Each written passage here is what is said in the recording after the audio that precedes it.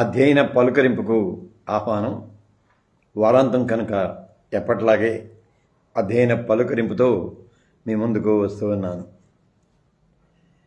యోహాను సువార్తను ఒక భిన్న కోణంలో నుంచి మనం విశ్లేషణ చేసుకుంటూ వస్తున్నాం. వాటిని ఎప్పటికప్పుడు ప్రతి ఎపిసోడ్ను కూడా యూట్యూబ్లో ఉంచడం జరిగింది. కారణం, ఫేస్బుక్ ప్రత్యక్ష ప్రసారాలని 30 రోజుల కంటే వాళ్ళు ఉండనివ్వటం లేదు. 30 రోజుల తర్వాత డిలీట్ చేస్తూ ఉన్నది కాబట్టి యూట్యూబ్లో అలా నిక్షిప్తమై ఉంటాయని అక్కడికి అప్లోడ్ చేస్తూ ఉన్నాను. ఇవాళ సాంకేతిక పరిజ్ఞాన ఆవశ్యకతను గురించి అధ్యయన పలుకరింపులో మనం ముచ్చటించుకుందాం.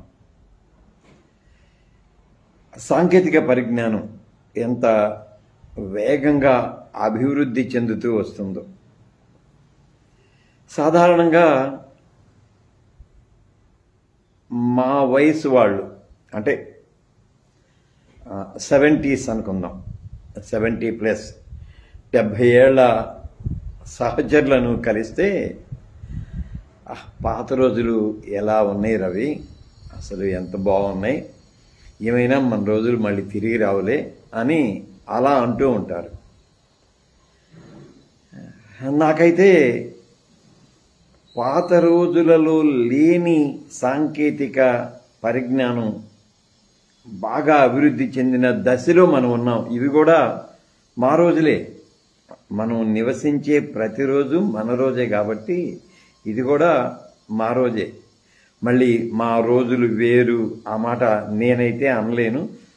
నా సహచరులకు, అంటే నా వయసు వాళ్ళకి చెబుతూ ఉంటా కూడా, అలా అనొద్దురా, మనం ఈ రోజుల్లోనే ఉన్నాం, ఈ రోజు ఏదైతే అనుగ్రహించబడిందో దాన్ని మనం ఆస్వాదిద్దాం అని. వాస్తవానికి ఆ రోజుల్లో సెల్ ఫోన్ లేదు, ల్యాండ్లైన్ కూడా లేదు. నేను హై స్కూల్ చదివే రోజుల్లో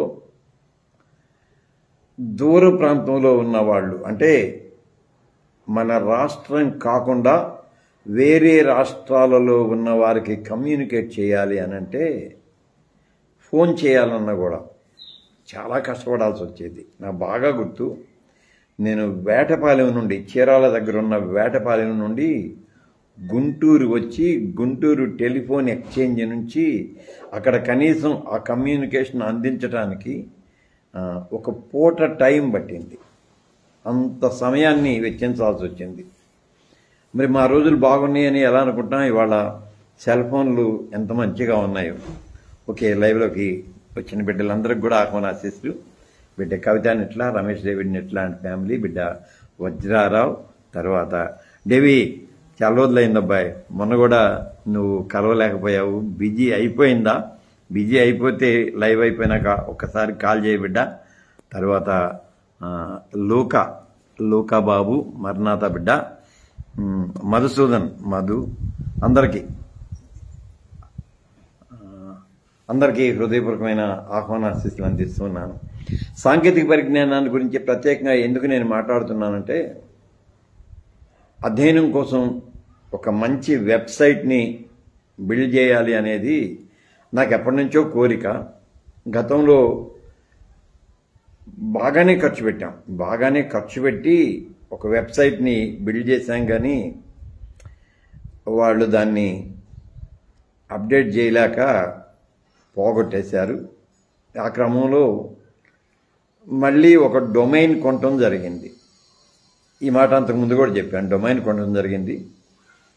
వెబ్సైట్ని చక్కగా బాగా బిల్డ్ చేద్దామని చెప్పేసి మేము ఆ వెబ్సైట్ బిల్డ్ చేసే వాళ్ళ దగ్గరికి వెళితే, మా అవసరతలన్నీ విని ఒక 75,000 రూపాయలు ఖర్చు అవుతుంది, అది కూడా మీది సర్వీస్ ఓరియంటెడ్ అని అంటున్నారు కనుక అన్నారు.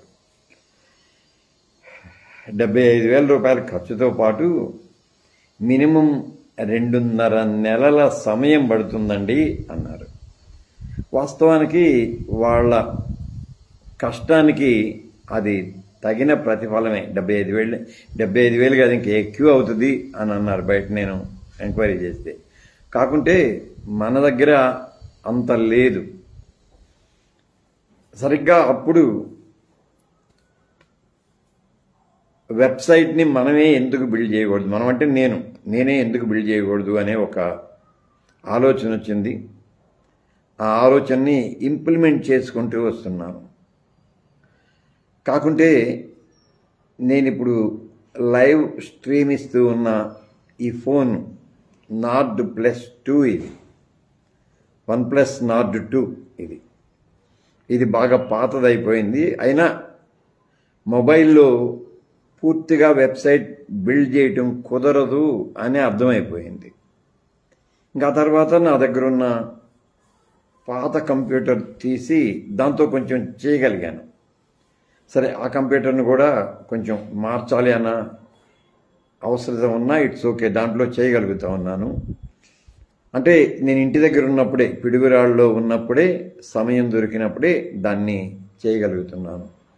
మొత్తానికి ఒక మంచి వెబ్సైట్ అంటే నా దృష్టిలో మంచిది కాదు, ఒక ప్రారంభ దశలో ఉండే వెబ్సైట్ని నేను బిల్డ్ చేయగలను అని నమ్ముతా ఉన్నాను. దానికోసం మీరందరూ నా ప్రయత్నం ఫలభరితం కావాలని ఆశించండి, హృదయపూర్వకంగా కోరుకోండి.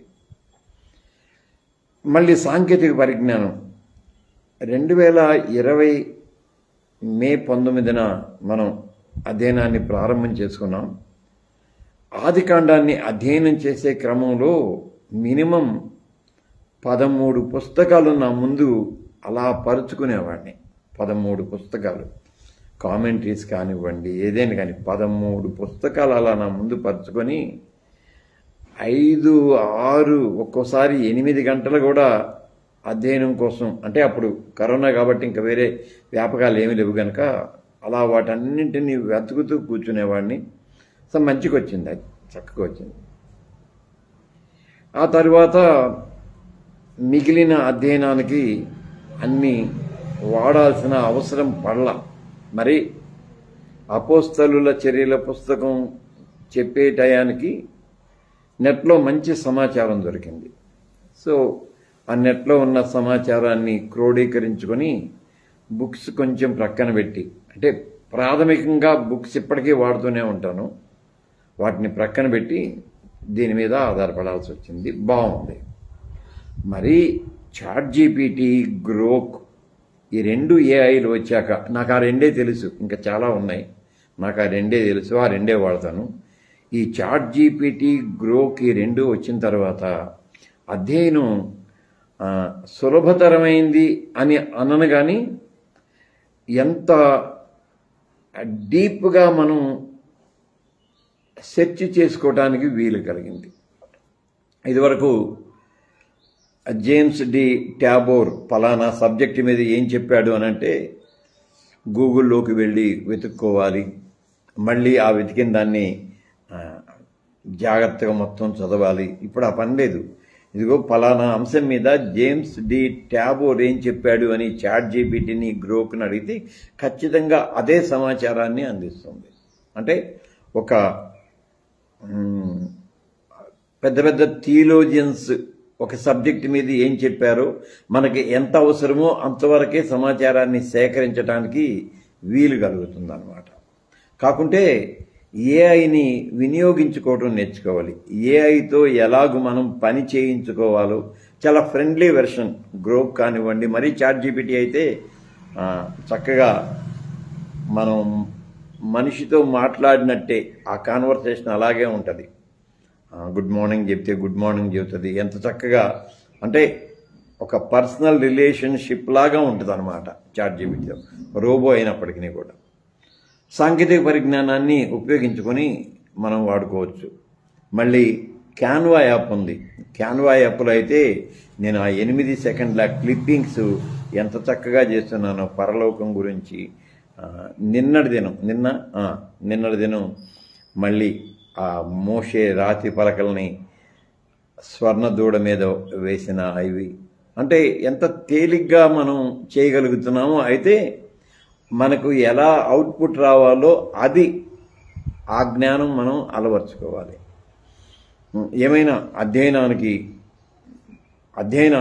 అంటే ఒక మీమాంస ఏదైనా తలెత్తితే, ఒక వివరణ ఏమన్నా కావాల్సి వస్తే దానికి సంబంధించి దైవజ్ఞులు, పండితులు, ప్రపంచవ్యాప్తంగా ఉన్న ఉద్దండులైన బైబిల్ పండితులు ఏం చెప్పారు, వీటన్నింటినీ మనం సంపాదించుకోవడానికి ఈ ఏఐ చాలా పనిచేస్తుంది, లేక సాంకేతిక పరిజ్ఞానం చాలా పనిచేస్తుంది.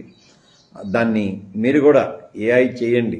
ఆ ఏఐని అంటే చాట్ జీపీటీని, గ్రోక్ని, ఆ రెండింటినీ ఇంకా ఏమైనా ఉంటే ఇంకా మంచిది. వాటిని కూడా మీరు డౌన్లోడ్ చేసుకొని చెక్ చేసుకుంటూ ఉండండి. చివరిగా నేను చెప్పేది ఏంటంటే, వెబ్సైట్ మీద ప్రయోగం చేస్తున్నాను. అంటే ఎంత ప్రయోగం అంటే అంత ప్రయోగం చేస్తున్నాను. కాకపోతే నాకు దాని మీద గతంలో నేను వెబ్సైట్ డిజైనింగ్ నేర్చుకోవడానికి వెళ్ళాను. నేను, పృథ్వీ, వాడు రాజు, మేము ముగ్గురం వెళ్ళాం. అప్పుడు కోడ్ నేర్చుకున్నాం, కానీ మర్చిపోయాం. అది రెగ్యులర్గా ఉండాలి. ఇప్పుడు అవసరం లేకుండానే చేయగలుగుతున్నాను. త్వరగా వెబ్సైట్ని చేయాలని. మళ్ళీ ఇప్పుడు వెబ్సైట్ గురించి ఎందుకు చెబుతున్నానంటే, గతంలో లాగే మీ అందరి మంచి ఫొటోస్ వెబ్సైట్లో ఉంచాలి. నేను 2-3 సార్లు చెప్పినా కూడా ఎవరు నా మాట లక్ష్య పెట్టలేదు. అందుకని బాగా మంచి రెజల్యూషన్ ఉన్న ఫొటోస్ మీరు పంపించండి. మీ కొద్ది బయోడేటా, అంటే మీ పేర్లు తెలుసనుకో, చెబుతున్నా ఎలా ఉండాలని. మీ పేరు, మీ అభిరుచులు, మీ పరిచర్యను గురించి జస్ట్ ఎ ఫ్యూ లైన్స్ మీరు చెప్పారనుకోండి, అది అధ్యయన కుటుంబం పేజీలో వరుసగా ఉండటానికి వీలు కలిగింది. దాన్ని పంపించండి. అలా కాకుండా ఒక్కొక్కరు ఒక 2 నిమిషాల వీడియో, అంటే అధ్యయనాన్ని గురించిన మీ అభిప్రాయాన్ని ఒక 2 నిమిషాలు వీడియో చేసి చక్కగా వాట్సాప్లో పంపించవచ్చు. వాట్సాప్లో పంపించిన మళ్ళీ ఆ వీడియోని వెబ్సైట్లో పెట్టే వీలు ఉన్నది. అది కూడా మనం చేయొచ్చు. ఈ 2 పనులు మీరు చేయాలి అని మీకు పదే మనవి చేస్తున్నాను. నాకు కూడా 2-3 నెలలు పట్టవచ్చు. అయితే బహుశా ఒక వారం రోజుల్లో ఏమవుతుందంటే, వెబ్సైట్లోనే బ్లాగ్ పేజ్ ఒకటి ఓపెన్ చేస్తున్నాను. ఆల్రెడీ రాత్రి దాని మీద 12 గంటల దాకా వర్కౌట్ చేశాను. బ్లాగ్ వల్ల ఉపయోగం ఏంటంటే, ప్రతిరోజు మనం అధ్యయనంలో ఎపిసోడ్లో చెప్పుకుంటున్న దాని కంటెంట్ అంటే దాని జిస్ట్, నేను ఎక్కడెక్కడ సమాచారం సేకరించాను అవన్నీ దానిలో ప్రతిరోజు ఏ రోజుకి ఆ రోజు అప్డేట్ చేయడానికి, మళ్ళీ ఆ లింక్ ద్వారా మీరు దానిలోనికి వెళ్ళటానికి వీలు కలుగుతుంది. అందువలన మీ బయోడేటా, మీ మంచి ఫోటో, మీ బయోడేటా పంపించండి. అలాగే అధ్యయనాన్ని గురించి ఒక 2 మాటలు చిన్న వీడియో చేసి ఆ వీడియో పంపించండి. మళ్ళీ నేను లింక్ ఇస్తే ఆ లింక్లోకి వెళ్ళండి. లైవ్లో ఉన్న బిడ్డలందరికీ కూడా వందనాశీస్సులు. బిడ్డ కవిత నెట్ల, రమేష్ డేవిడ్ నెట్ల అండ్ ఫ్యామిలీ, అలాగే బిడ్డ వజ్రారావు, మళ్ళీ బాబు గుర్రపు, మధుసూదన్, ఇంకా విలియం కేరీ గద్వాల బిడ్డ కూడా వందనాశీస్సులు చెల్లిస్తూ ఉన్నాను. సురేష్ కూడా లైవ్లో ఉన్నాడు. అందరికీ వందనాశీస్సులు. సోమవారం యథావిధిగా యోహాను సువార్త 1వ అధ్యాయం 13వ వచనాన్ని మనం విశ్లేషణ చేసుకుందాం. అందాక సెలవు.